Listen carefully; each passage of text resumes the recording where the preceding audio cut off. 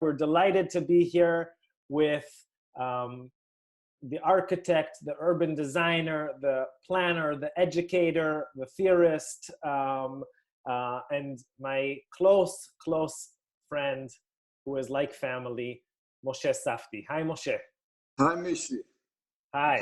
Chag Sameach. How are you? I'm very well. How are you?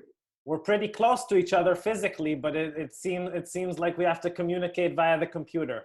It is an amazing time in our lives. And as somebody just wrote in the comments, I forgot in the list of descriptions also, and swimmer.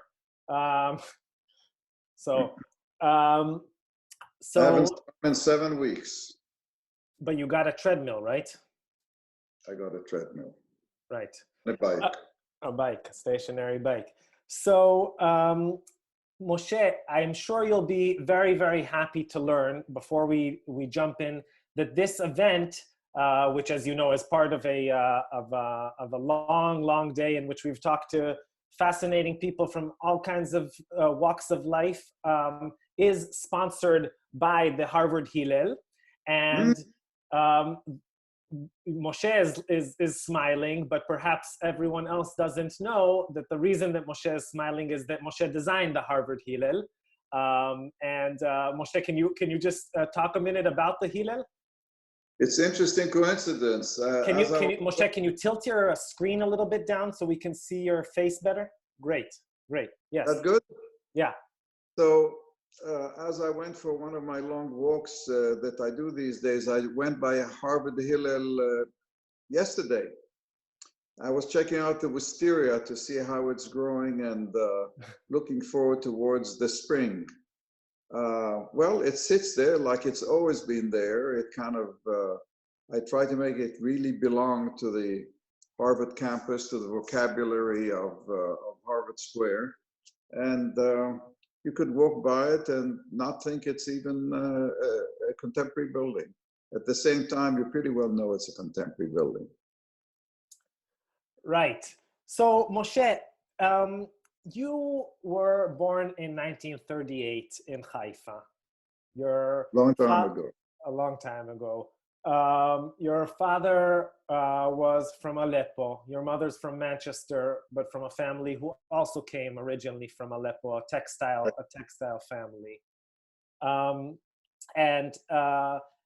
In 1954, you moved with your family to Montreal. But my first question, before we get started, is you're perhaps our only guest today who probably has memories of Yom Ha'atzmaut itself, of Independence Day in 1948.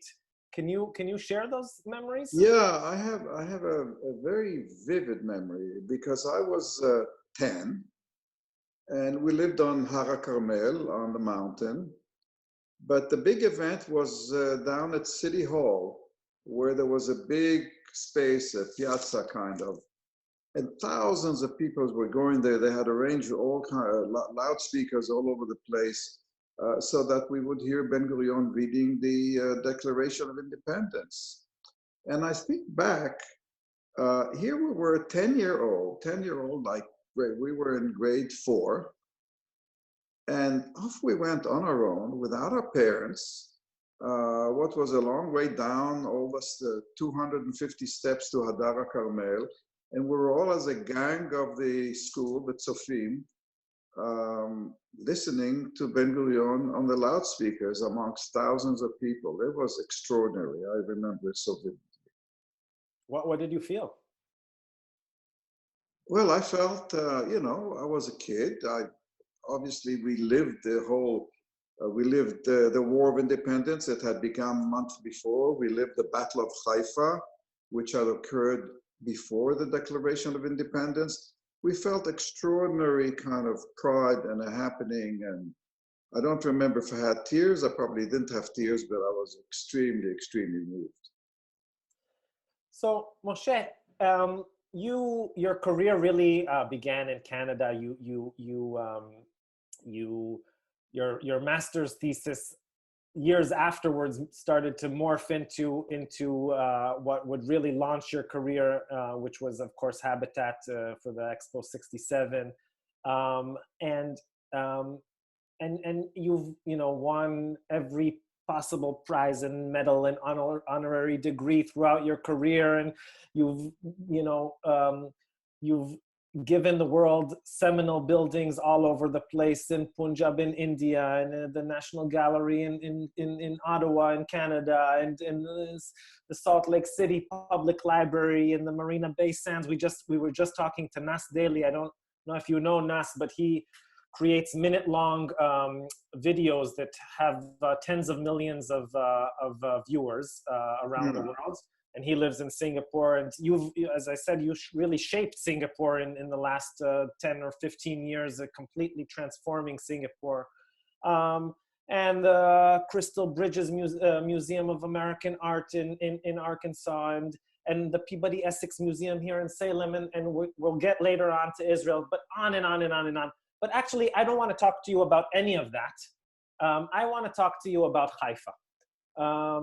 And my first question to you is, Haifa is a place still today, but perhaps even more so when you were growing up, where many, many different cultures met. There were Jews and Arabs and Muslims and Christians and Baha'i, and there were, you know, Syrians like yourself, and Eastern European Jews and German Jews and Greek Jews, and there were socially, there were Technion professors, and there were people working in the port. And I wonder if you could share how that kind of cosmopolitan and mishmash of people has shaped you and played into who you are and who you became. Well, it was, first of all, it was really an interesting time growing up in Haifa. I always consider myself to be really lucky, really blessed. Of course, to grow up in Israel in the making, which is the prime experience, but also the fact that it was in Haifa. Haifa was a very special place. First, we have to remember, Haifa was the center, one of the center of the British administration. It was a major port. It was a cosmopolitan city, much more than today. You know, the borders were open. We used to go to Lebanon for the summer holidays. Really? And yes, every summer we would go to Lebanon until 1947. 1947, just before the United Nations decision, we actually traveled all the way to Aleppo to visit my grandmother. So I even made it to Aleppo just before November. We had to rush back, and then boom, the border was closed. Did you see the synagogue of Aleppo? Did you visit? Oh, yes. We visited the sites there, although I have to confess, my memories are, you know, I was 9, not all the details, but Haifa was, first of all, we had a large Arab population, and good part of it stayed. And so Haifa became one of the cities in Israel where Arabs and Jews live side by side, and actually quite intermingled. But also the Baha'i Gardens, I lived right next to them. That gave the city a kind of a glamour. And I was the only Sephardi kid in the Reali school. So things were different in the sense that the big Sephardic and Eastern immigration of Eastern Jews occurred in the 50s and the 60s. But as I was growing up, I was the only Sephardic kid. Can you tell our viewers what the Reali School is? Maybe not everyone knows. Reali School is one of the 2-3 premium schools of Israel, privately established in Haifa. It's still one of the best schools in the country. And it has campuses in Hadara Carmel and on the mountain in Bet Biram. And so it was in fact, I grew up, I knew a little bit of German because all my friends were Yekes from the Carmel. And I would hear German in the houses. So this was quite a wonderful kind of melange of things. My mother's British accent, my father speaking with a strong Aleppo Arabic accent, and the Yekes at school. It was, and nature. I mean, Haifa is about nature. You know, just a few steps away from the school or the house, you're in the Wadi, you're in the pine forest. I mean, you really grew up with nature. What language did you speak at home? I spoke English to my mother until about age 4 or 5. And we then evolved into Hebrew. Her Hebrew was, okay. And then this evolved back into English when we moved to Canada. But we spoke Hebrew after about 5 years old. So Moshe, you mentioned this, but Haifa, it's interesting. Haifa is also a very layered city, a tiered city. It's almost like an archaeological tell. Yeah. And first of all, maybe you could explain that a little bit, how the city works. But also, I want to ask you whether that has all impacted the way that you perceive space. Well, first of all, Haifa is kind of layered in the sense that it climbs up the mountain. You've got the port, and then you've got the layer of Hadara Carmel. So the port, and then you've got the Arab neighborhoods, which are stone and kind of look a little bit even like Jerusalem or Nazareth. And then you get to Hadara Carmel, where the old Technion building was the center of. And all of a sudden, it becomes a white city. I mean, Tel Aviv is proud of its Bauhaus architecture. Haifa is just as rich in Bauhaus architecture. And that was sort of the middle class Jewish population, families, kids, and all that. And I began my life in Hadara Carmel, right next to the Technion. My Gan Yeladim, my kindergarten was in the Technion campus. And then the city goes up, rises to the top of the mountain, and then it becomes more affluent, villas and fancy apartments. And that's where the Yekes settled. The Yekes being the German immigration of the 1930s who came out of Germany as the Third Reich started coming to power. And there were a lot of the academics who taught at the Technion and eventually in Haifa University. And so that you had this kind of buildup. But we lived the city, we were in the Sea Scouts, so we'd go to the port to do our stuff, and we would go on hikes in the wadis with the tzofim. It was this, the city was not that large. You really experienced it, of course, when we lived all summer at the beaches along the Mediterranean. And Moshe, I know you to be one of the most curious people that I know. You're one of those people that are interested in everything, and you read, endlessly and watch TV series about every possible subject. And I wanted to ask you, had you not become an architect, what do you imagine you would have done in life? Well, in sequence, when I was growing up in Israel, I obviously was in the Tzofim. We would go and found our own kibbutz, and I was interested in agriculture. And in fact, my parents had already enrolled me to the Kaduri school, the agriculture boarding school. I also was very wild, so this was a way of getting me out of the house and controlling me. But and that's the school where Rabin had gone. Yes, that's correct. Then I was in Canada, and I wasn't going to become a Canadian farmer. That didn't make much sense. But I was really interested and loved physics and mathematics.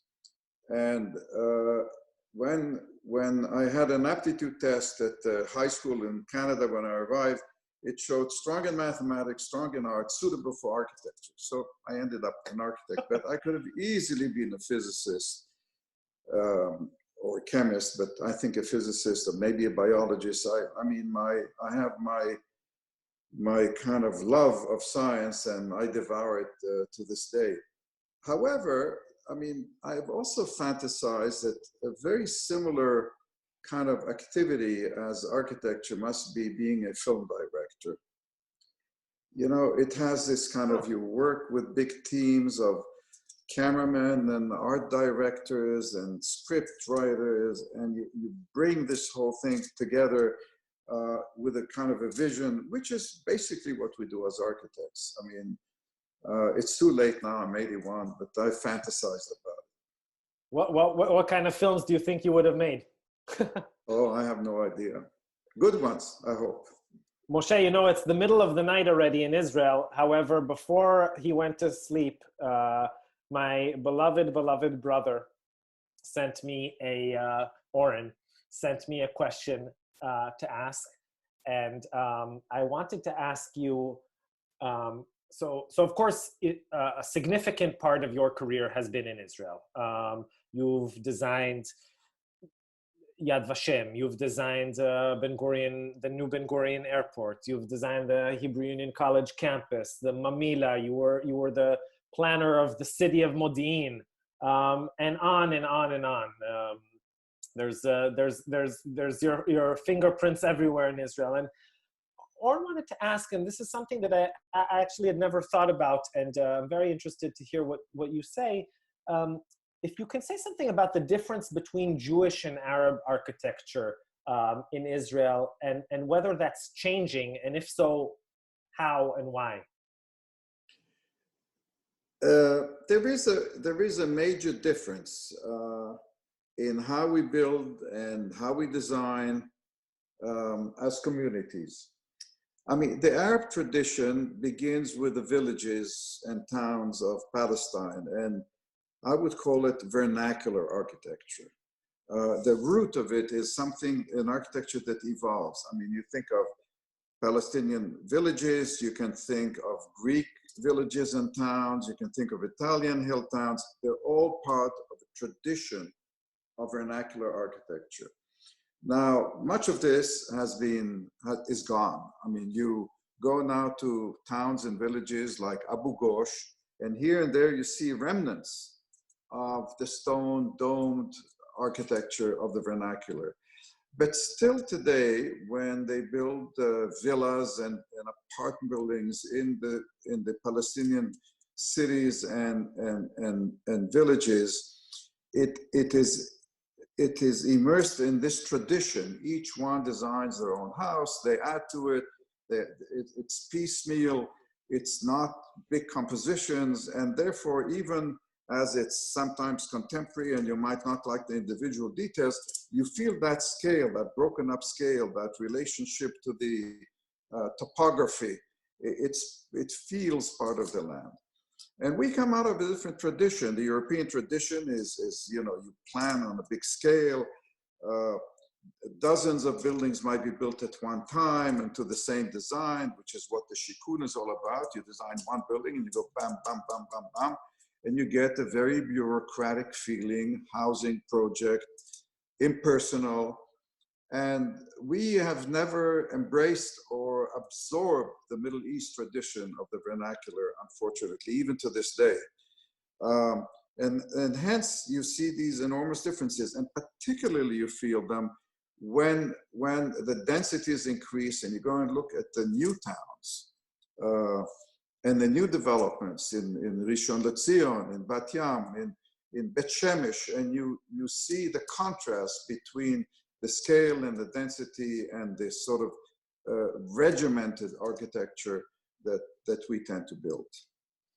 So as Harvard Hillel are sponsoring this event, we encourage all of the Harvard Hillel and Harvard students to ask questions. And one of them is coming here from David Netter, and he related to what you're just talking about, Moshe. He asks, if you were tasked with building a place for Israeli-Palestinian cohabitation, what would that look like? Well, first of all, I would say that my architecture, whether it's for Israelis or Palestinians, aspire to be inspired by the vernacular. So when I designed, for example, in Jerusalem, housing and neighborhoods, I aspired to embrace the relationship to the land, to the topography, to get the kind of scale that is reminiscent of Mediterranean architecture. And that I would do because I think it's good housing and it's the right response to the land and to the buildings, to the living style of people in the region. And in that sense, it would make no difference if they happen to be Israelis or Palestinians. I think many Israelis actually, if you had them fill a questionnaire, about how and what they would like to live, they would tick off, they want a little garden, they want a little this, and they would end up describing a vernacular house in a kind of a small town setting. When we design Modi'in, I try to embrace some of these elements. For example, you cannot in Modi'in cut the land, you have to build with the land. So if the land is sloping, the buildings need to step down and slope with it. So you go into Modi'in and you see certain areas that almost could pass for a Mediterranean village. Moshe, with accelerated and high birth rates in Israel and very little land, is Israel doomed to look like Hong Kong in the future? And is there a way out of that? There is a way out of that. And the way out of that is to have some intelligent, wisely planned dispersal. And I don't think by dispersal I mean suburban sprawl. I have to be very clear about that. But most Israelis somehow, particularly young ones, aspire to be in the coastal region. And what happens there? Housing is expensive, it's not affordable, it's congested. And a young couple or less young couple with a couple of kids, if they want to live in the heart of Tel Aviv, they end up having to give up some quality of life and amenities unless they have a lot of money. And the further out they go, the more they can afford with what they can buy or rent in housing. And, excuse me. Oh, good. Forgot to turn my watch off.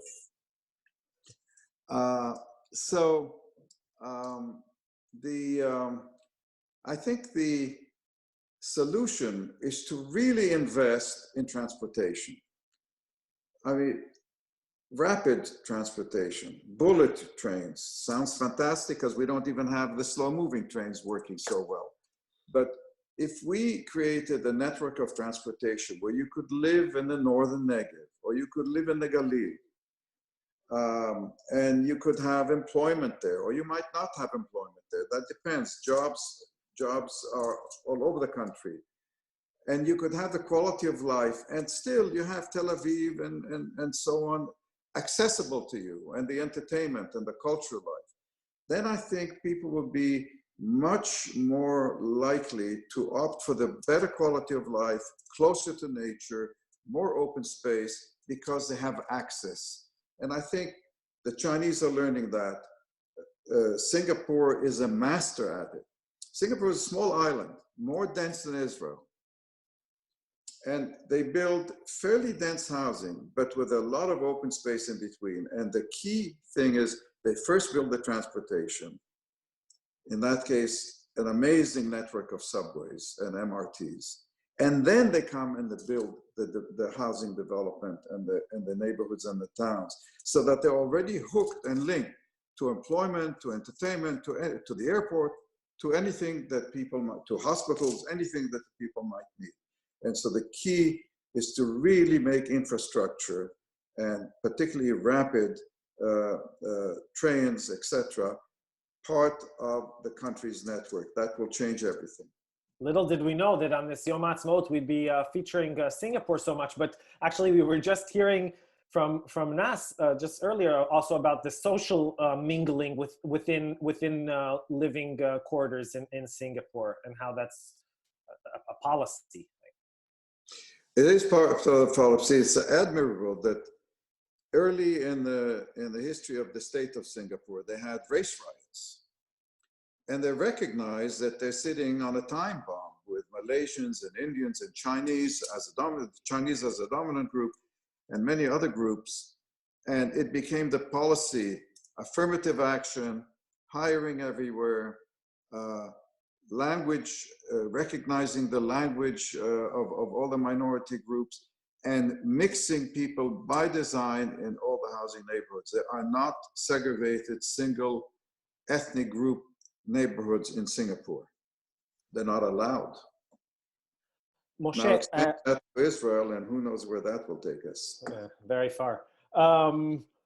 Moshe, we have a question from Max Lent, who is a art and architecture student, who asks, when you're tasked with rebuilding a historic building like the Chorva synagogue, how do you think about honoring the history and the relationships a building has with the land where it's situated?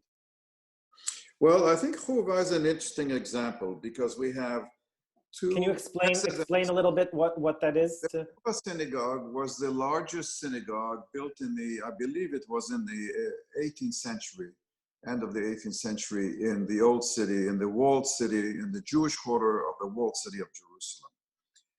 It had a very large dome, and it sat on a high site, relatively high to the mosques and to the western wall, so that it was very prominent in the skyline. And it was blown up by the Jordanians, as many other synagogues were, in 1948, when the Jordanian Legion, the Arab Legion, conquered the old city, conquered the Jewish quarter. And in the 1970s, Louis Kahn, the great American architect, was commissioned to design a replacement for the Chorva. And he wisely said that he would build next to it a synagogue, and he would leave the ruins next to it as a memorial, so that in a sense you remember the Chorva, but you don't try to reproduce it. And Louis Kahn was a great enough architect to create a great synagogue that would have been really significant work of architecture worldwide, a real contribution to the typology of synagogues for the 20th century. Unfortunately, it didn't get built. So more recently, the Corporation of the Jewish Quarter, together with other supporters, commissioned a rebuilding of the Chorva. In other words, a reconstruction of what it had been.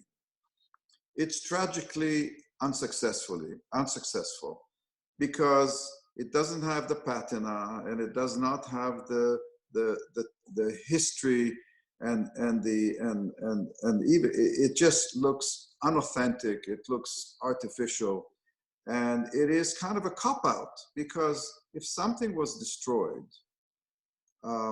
and is being rebuilt, rebuild it with respect, but to the spirit of today. I think the Germans in the Reichstag, Lahavdil Elef Havdalot, I don't know how you translate that exactly, to differentiate the two examples, rebuilt the old Reichstag dome in glass, for example. It was a new statement about democracy, and the Chorva rebuilding should have been such an opportunity.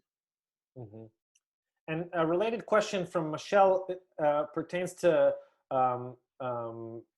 building of religious buildings, and perhaps particularly you can answer this in the context of the Harvard Hillel. She asks whether you incorporate Jewish religious motives into a design of a building that might not be obvious to an untrained eye, but are intentional and part of the design. I can answer this question with a little story.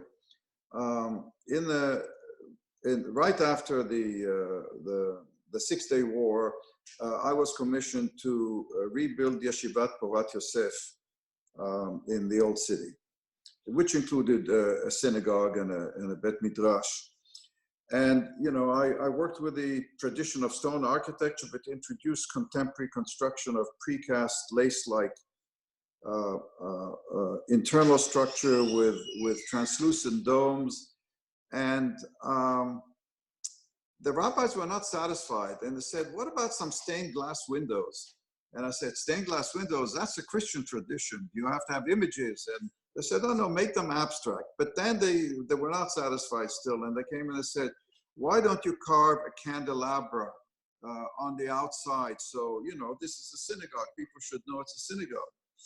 And in reality, these applied symbols are a cheap, easy way out. That's not the way to capture the spirit of a synagogue. There's a long tradition of what a synagogue might be, how to create a sense of spirituality in a building.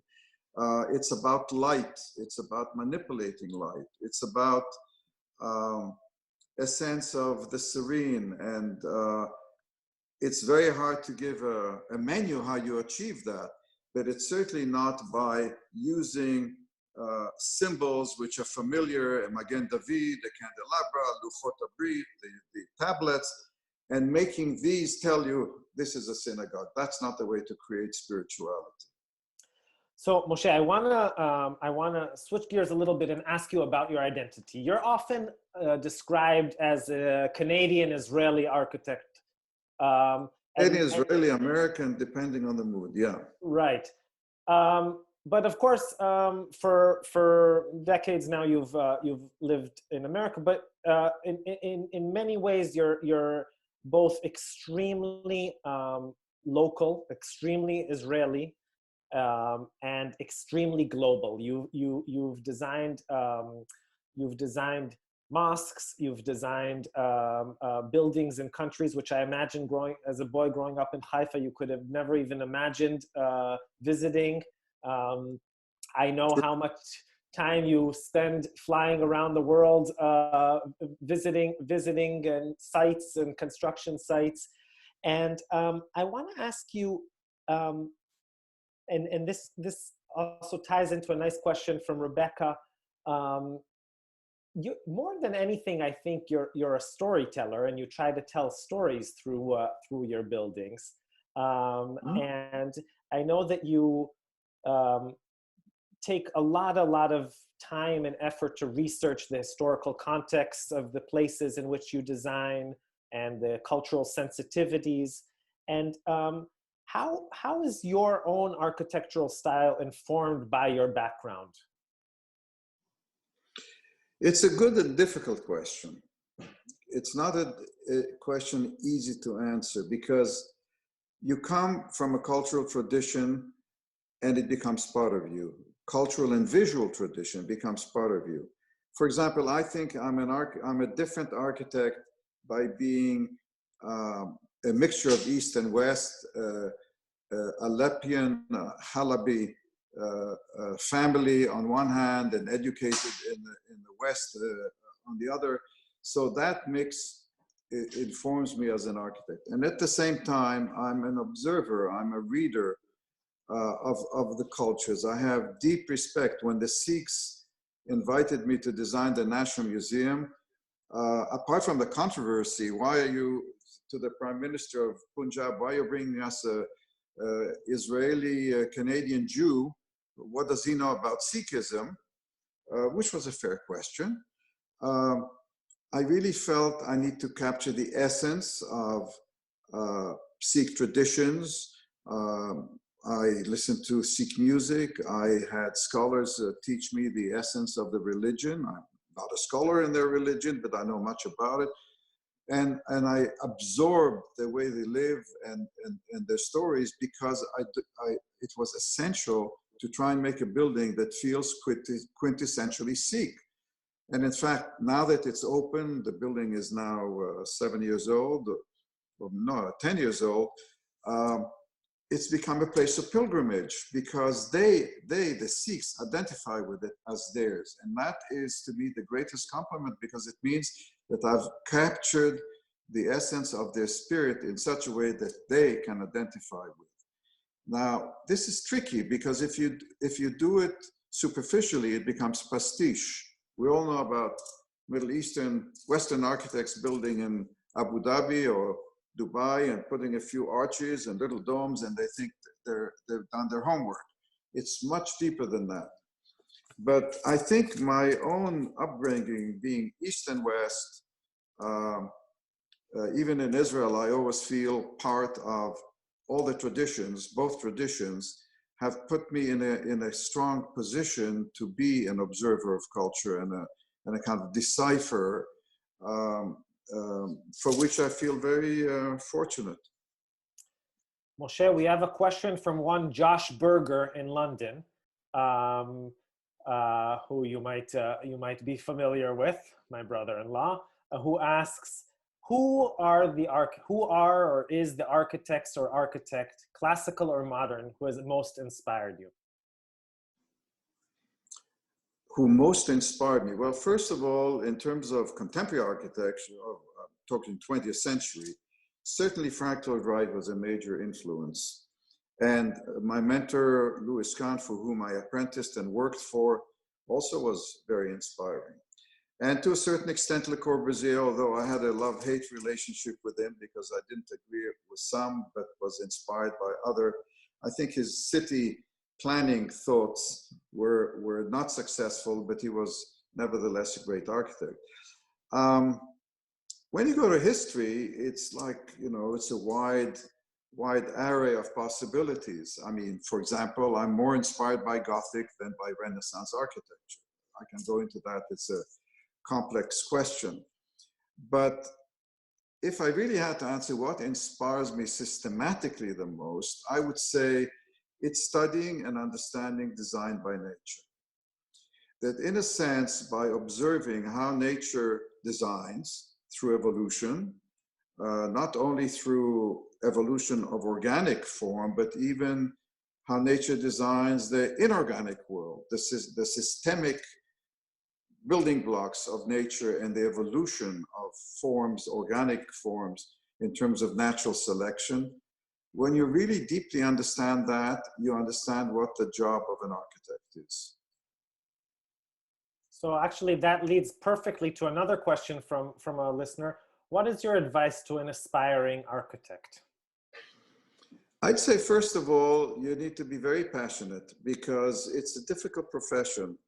It's very rewarding when you are able to realize your dreams and ideas, and you see people moving into buildings and you see their life changing. There's nothing more rewarding, but it's a undercompensated profession. You study for many years, 6, 7, then you work in an office for 2, 3 years before you can even get a license. Compared with lawyers and others, we really are underpaid. There's no escaping from that. And then the profession as it is today is no longer, you know, small offices, 5, 10 people working together. More and more, the architecture profession has become offices of 500, 1,000, 10,000. So there is the risk of sort of becoming part of a much bigger corporate world in architecture today. I don't say that's the only path, but it's one of the phenomena that one has to be out there. So you really need to be passionate and love it, and then make the most of it as you go into this changing world of what architecture is all about. So we only have time for a few more questions, but there are many listeners, many viewers who are tuning in from Canada, and Melissa from Montreal wants to ask about Habitat, and I'm gonna incorporate her question into a larger question, which is, Habitat happened so early on in your career, and was it was such a game changer for you and also in the fields. How do you now think about that experience? I mean, almost 50 years later, or well, you know, I've written a lot about it. I've written the book Beyond Habitat, which I wrote right after we talked about that experience. But I'll talk about how I feel about it now, 55 years later. I feel about it was a fairy tale. That's the way I feel about it. When I look back, even as I look at videos where I was being interviewed, 24-year-old on the CBC, and I see this young kid, basically, still speaking with a strong accent, trying to explain this thing, and think, how did that young person manage to convince 3 governments and extremely controversial kind of setting to build this thing?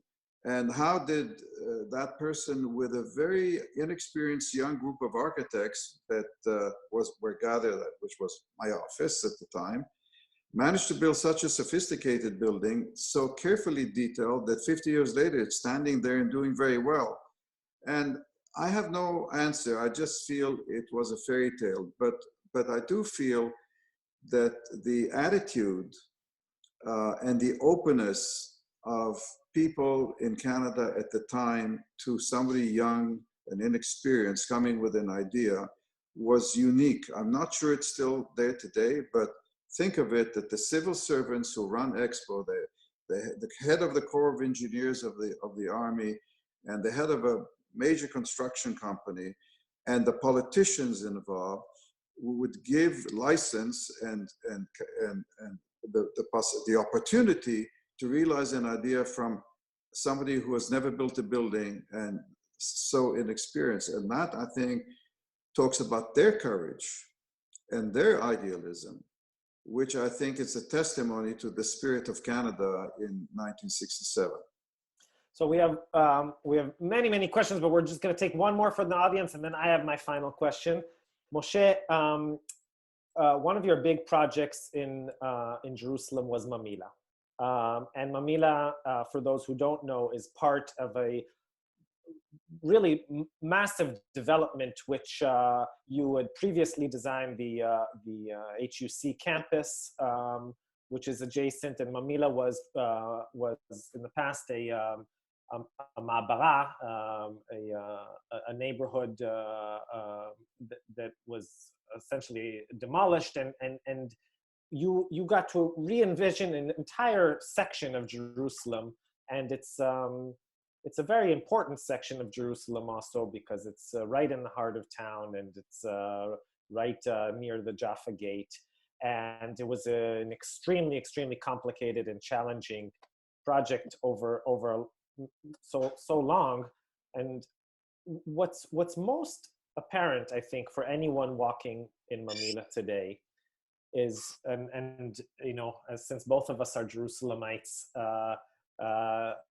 we walk there often, is that even though Jerusalem is such a mixed city, and a third of the residents of Jerusalem are Arabs, there are very few places in the public sphere where Arabs and Jews intermingle. And Mamula has emerged as the prime example of that. When you walk down the central path of the Mamula mall,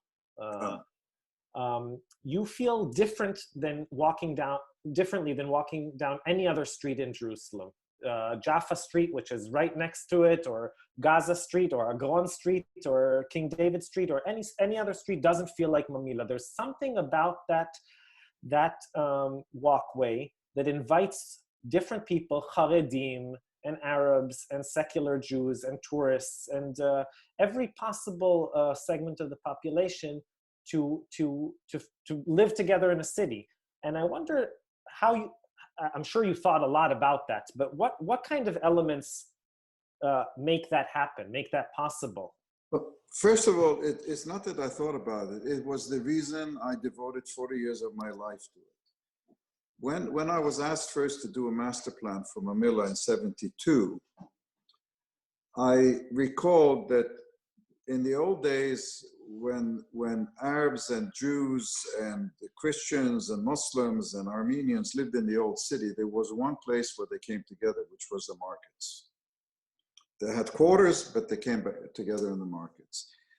And I recognized when I was asked to look at Mamula that it had the same ingredients. It's by Jaffa Gate. It's next to the Arab neighborhood of Sheikh Jarrah on one side, the Jewish CBD on the other. It's really the pivotal point, which is a bridge between all of these things. And I said that if there was some, people said it should be a park, it should be this. I said, no, it should be a vital, mixed use, full of commerce and entertainment and people living and hotels that would act as the kind of draw for all these populations, and they will come. If you don't make it a mall that's enclosed, if you make the architecture street-like, if you put stones, Jerusalem stones on the paving of the streets, if you make it feel like it's an extension of the street system, not a mall, not privatized, it would happen. And I remember Miron Ben-Benisti, the deputy mayor, telling me, "You're crazy. They will never mix, never come." And I fought and fought, because you know how controversial it was and how many times it started and stopped and started and stopped. And so for me, the most rewarding experience as an architect and as a planner is that it did happen. Not only do the Arabs come, but they work in the shops. And now, I mean, you really feel this coming together, and the Haredim with the secular, and so on and so forth. So I think there was one moment that was very symbolic and critical. When we finished the project, the police came and they said, "Oh, we need to put security gates at the entrances to the project." And I said, "Wait a minute, there are," this was purposeful, "there are about 15 entrances to the projects. Are you going to put 15 security gates? It's a street." They said, no, we'll fence the others and we'll just have a couple. And I knew that that would be a kiss of death. If there would be a couple of entrances, if the streets and alleys of the city didn't naturally flow into it, it would become something completely different. And it took some convincing of Alfred Akirov, the developer, and myself, with the chief of police, to say, treat this as a public street. No other street has security checks. And I think that was a major victory for making this the pluralistic place it is. Which it really is. Moshe, my final question to you is about legacy. And we're both interested in archaeology. And as we know from archaeology, your creations are going to be around long after all of us are dead, long after most of the creations that we do, the poems that we write, the paintings that we paint, the books that we author are forgotten, because buildings are a physical thing in the world, and they have a very, very, very long life. And in that way, being an architect is perhaps the closest you can get to being immortal. And I wanted you to, in sort of all honesty, to reflect on that. Is that something that goes through your mind, that you know, people in Singapore in 1,000, 2,000 years are gonna? Well, it's an interesting question. First of all, I've lived to see a couple of my buildings demolished. So that gives you a sense of something. I also know that certain buildings that I design will change, and they will not stay there statically. For example, airports. You know what happens to airports. They change all the time. So, but I've also had the good fortune to design buildings like Yad Vashem, like the National Gallery of Canada, that could live for hundreds of years, as long as the communities and the civilizations that built them sustain them and support them. And that's a daunting idea. That's a daunting thought. I don't think about it that much day to day, but I know that there's a kind of a satisfaction, not so much to think what they'll be in 100 years or 50 years if they survive, but for me, the greatest satisfaction is when they open and the public moves through the building or moves into the building, depending on what the building is. And you just watch them and see how much happiness and joy it gives them, because they're vocal about it and they're expressive about it. And that's the biggest gift you can have. You don't need the long-term legacy. That'll take care of itself. Moshe, thank you so much. This was such a treat and an honor. I love you very much. I can't wait to see you when this is all over. Love return. Love return. Chag Sameach. Chag Sameach. Bye. Bye-bye.